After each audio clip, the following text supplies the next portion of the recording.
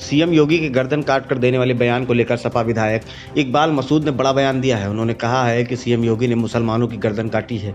सपा विधायक ने कहा कि सीएम योगी गर्दन काट कर देने वाला बयान सरासर गलत है। उन्होंने कहा कि अगर कोई इंसान कुछ करके कहे तो ठीक है, लेकिन सीएम योगी ने उल्टे हमारी ही गर्दन काटने का काम किया है। अब समय आ गया है जनता वोट के जरिए घृणा और भेदभाव की राजनीति करने वालों को मुंहतोड़ जवाब दे।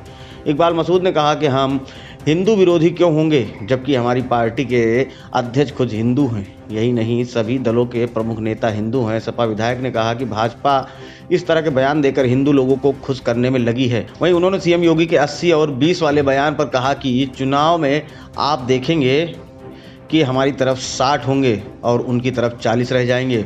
ओवैसी को लेकर भी उन्होंने जमकर हमला बोला। वहीं इकबाल मसूद ने और क्या कुछ कहा, आइए आपको सुनवाते हैं। नहीं, सब लोग समझ गए हैं उनको। चुनाव देख लिया बिहार का और बंगाल का। बिहार में उन्होंने बीजेपी की सरकार बनवा दी और इस बात को देखकर बंगाल की जनता समझ गई और उनको वहाँ नकार दिया और इनके सारे को सारे कैंडिडेट्स की ज़मानत जब्त हो गई। उत्तर प्रदेश का मुसलमान भी अब उनकी बातों में नहीं आएगा। अब उसने यही सोच लिया कि कौन सी पार्टी ऐसी है जो बीजेपी को हरा सकती है, और ये सब ने मान लिया है कि सिर्फ और सिर्फ समाजवादी पार्टी ऐसी है जो बीजेपी को हरा सकती है। इसलिए अब सारा हिंदू हो, मुसलमान हो, सिख हो, ईसाई हो, वो अक्सरियत के अंदर समाजवादी पार्टी से जुड़ गया है। और आने वाली 10 मार्च को इंशाअल्लाह ताला अखिलेश यादव जी मुख्यमंत्री की शपथ लेंगे। बदलाव होगा क्या? नहीं, मुद्दा और साफ है बिल्कुल। उत्तर प्रदेश नहीं, देश के अंदर भी नौजवान जो लड़के हैं वो अपनी डिग्रियां लेकर घूम रहे हैं। कोई उनको नौकरी देने को नहीं मिल रही है। पढ़ लिख कर वो हैं, वो अपने सफाई कर्मचारी पर लगे हुए हैं, सफाई भी कर्मी बन गए, नौकरियां नहीं मिल रही हैं। महंगाई कहाँ से कहाँ पहुंच गई। जिस व्यक्ति ने ये कहा था कि आप हमें वोट दीजिए, हम चप्पल पहनने वालों को भी हम हवाई जहाज़ में बिठाएंगे, चप्पल पहनने वाला आज तो बिल्कुल देखो क्या हालात मची हुई है। उन्होंने कहा कि हम किसानों की आय दुगनी कर देंगी, उनकी आय दुगनी कर दी।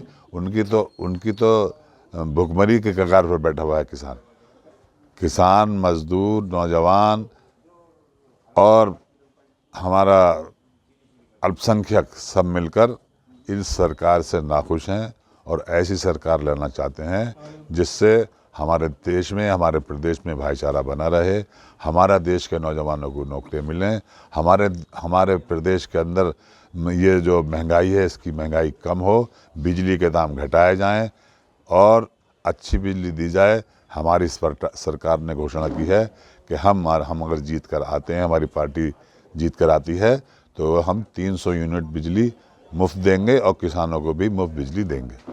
तो हम कर रहे हैं उनके लिए। इनके पास तो सिवाय लड़ाने के और भड़काने के और कोई काम नहीं है। अब रिश्वत दे रहे हैं किसानों को। वो समझ रहे हैं इस समय चुनाव आ गया तो चीनी दे दो इन्हें, तेल दे दो इन्हें, पैसे दे दो।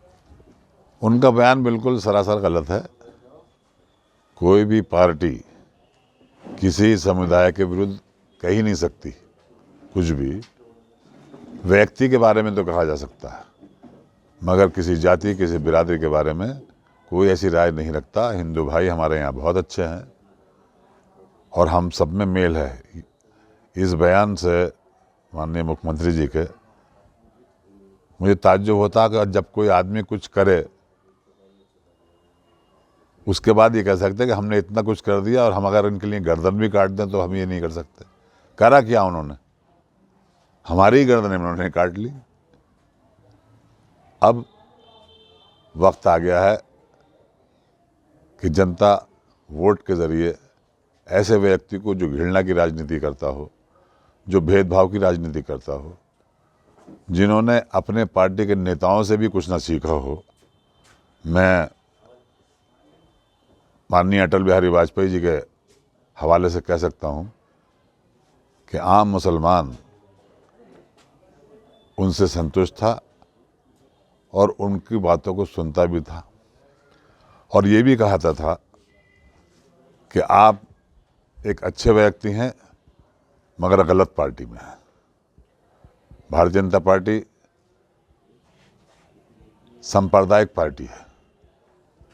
सबको अगर साथ लें हिंदुस्तान में, मैं फिर आज ये कहता हूँ कि हम हिंदू विरोधी क्यों होंगे? हमारा नेता तो हिंदू है, माननीय अखिलेश यादव जी हिंदू हैं। हर पार्टी का जो लीडर है, जो अध्यक्ष है, वो हिंदू है। अगर हिंदू विरोधी होते तो माननीय मुलायम सिंह यादव जी, माननीय अखिलेश यादव जी, बहन मायावती जी, इंदिरा गांधी जी, सोनिया गांधी जी, राहुल गांधी जी, ये सब हिंदू ही हैं। हम तो सब हमारे लोग, हमारे मुसलमान हर पार्टी में हैं। अब वो लोग ये बात कह रहे हैं सिर्फ इसलिए कह रहे हैं कि वो हिंदू लोगों को खुश कर सकें। उनको याद रखना चाहिए कि हिंदू आज भी अक्सरियत में उनके खिलाफ है, उत्तर प्रदेश का ख़ास तौर से। और अब इस इलेक्शन में ये जो 80 और 20 कह रहे हैं, ये अब देखेंगे कि हमारी तरफ 60 होंगे और उनकी तरफ 40 होंगे। संभल से दस्तक टाइम्स के लिए अरुण कुमार की रिपोर्ट। ताज़ा तरीन खबरों के लिए सब्सक्राइब करना ना भूलें दस्तक टाइम्स। बेल आइकन दबाकर पाएं देश विदेश की लेटेस्ट खबरों की नोटिफिकेशन।